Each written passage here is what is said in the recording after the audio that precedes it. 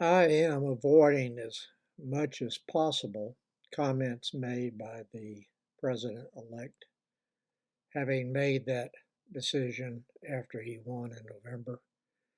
It is not like Trump will be conveying accurate information on any subject.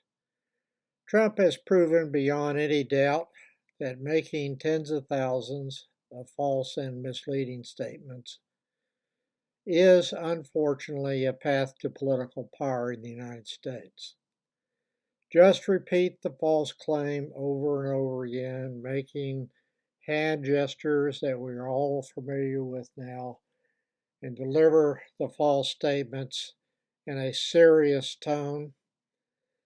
I just make the only rational assumption about his statements that is possible, which is that any statement that he makes is presumed to be false or at best misleading unless I know for a fact that he is telling the truth about some issue, and that's so rare that I don't even bother to listen to him anymore. Notwithstanding my largely successful effort to avoid Trump's constant stream of reality creations and fake news, just having the TV on or glancing at a headline at one of the internet sites that I frequently visit will result in me hearing something that Trump has said that is demonstrably false and easily proven to be so. Trump gave an interview where he made once again the demonstrably false claim that the U.S. was the only country that had birthright citizenship.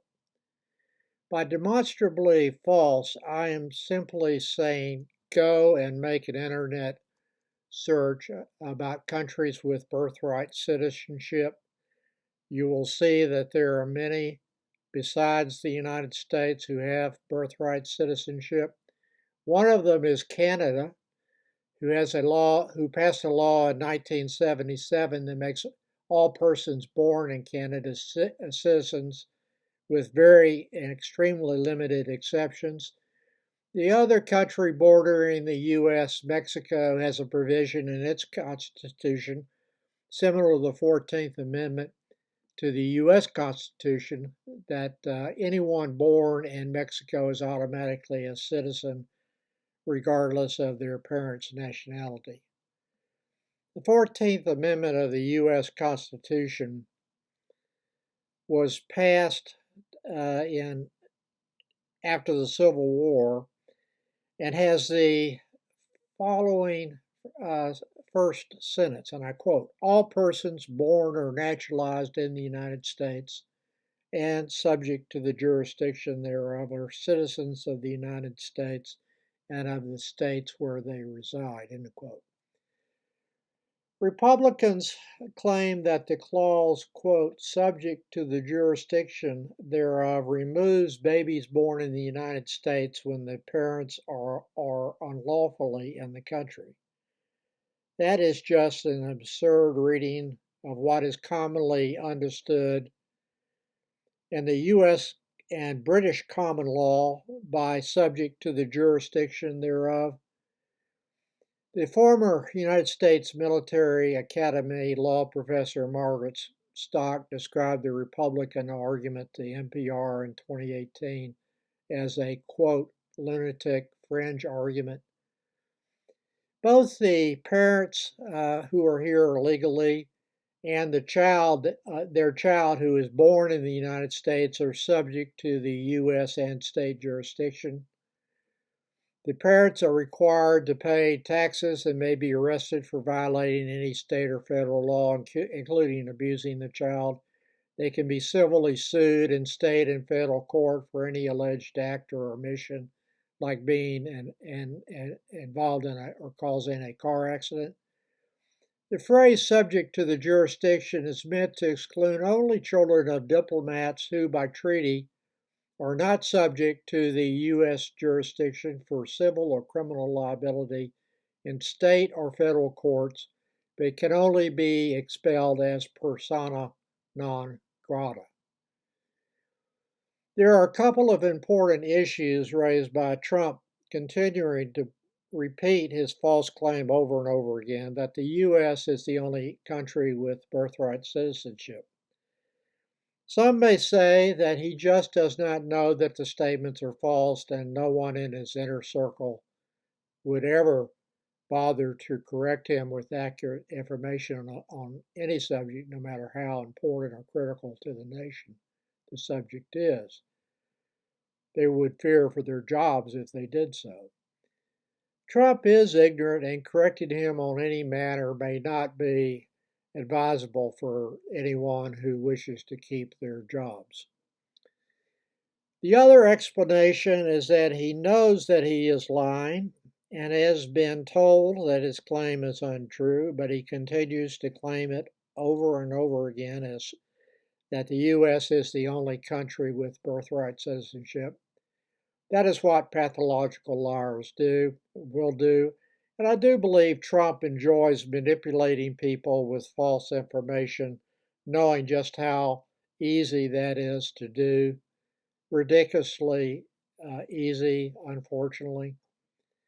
Trump says he is going to repeal the birthright citizenship provision in the Constitution by executive order on day one. That would be, in my opinion, just the first unconstitutional action taken by him during a second term. Resolution of Trump's claim that he has the power to end birthright citizenship by executive order can be fairly quickly resolved by the federal court since it is almost a pure constitutional issue. Trump will need to create a case or controversy that will vest jurisdiction, and the federal courts and ultimately Supreme Court would have to resolve the issue.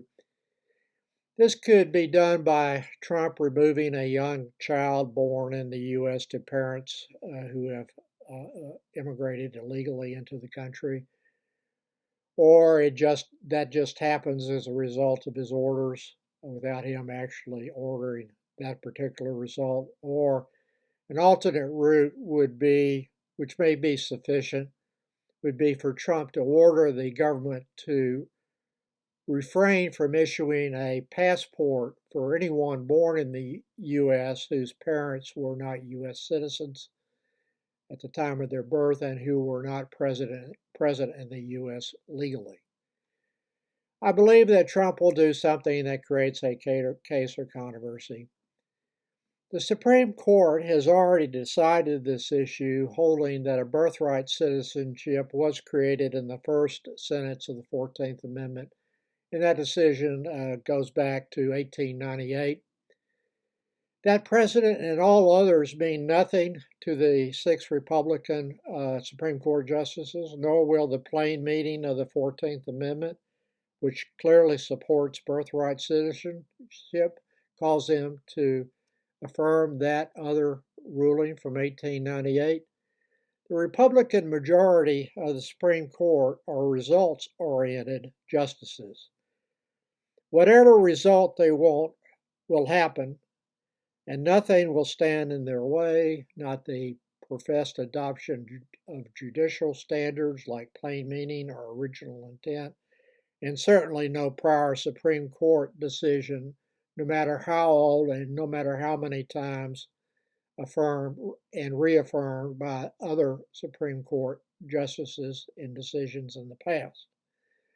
I have previously published videos on that subject, which I will link in the More section below. Maybe one or even all of the Republican justices have convinced themselves that they are not first deciding where they want to go with the decision and then find a way to achieve that result, even when it violates a judicial interpretation standard that they profess to follow. But that gets to their intent and motive, and I'm not speaking to intent and motive. I'm speaking by what I observe them doing in their decisions as to reaching the result that they want, even if it requires overruling past precedent or refusing to follow their announced judicial interpretation standards. I have cited the 1898 Supreme Court decision in the Moore section below, along with other supporting references, including an article uh, that was published at the Heritage Foundation that discusses the bizarre Republican interpretation of the 14th Amendment, which in their view allows Trump to end it by executive order. I was wondering that since my ancestors go back to before there was a naturalization statute in the U.S., that none of them, they just appeared in the United States starting in 1634 with on my mother's side, a young man came from Bristol, England, just landed in Virginia, and he was a U.S. citizen, and his children were U.S. citizens, and on down the line. I mean, all born in the United States, all viewed themselves as U.S. citizens. None of them were ever naturalized. You go through the naturalization process. They were all just born in the United States. And I wonder if I'm a U.S. citizen under the Republican interpretation, even though I was born in Nashville, Tennessee, and both of my parents were born in Nashville. And their parents and grandparents and so on have been living in Middle Tennessee since the 1820s, and all of the children have been born in the United States. But they were all traced their origin back to people that were immigrated from England who were never naturalized as U.S. citizens because the first Naturalization Act, I think, was passed in 1790. So, am I a citizen of the United States? I'm starting to wonder about that when I listen to Republicans.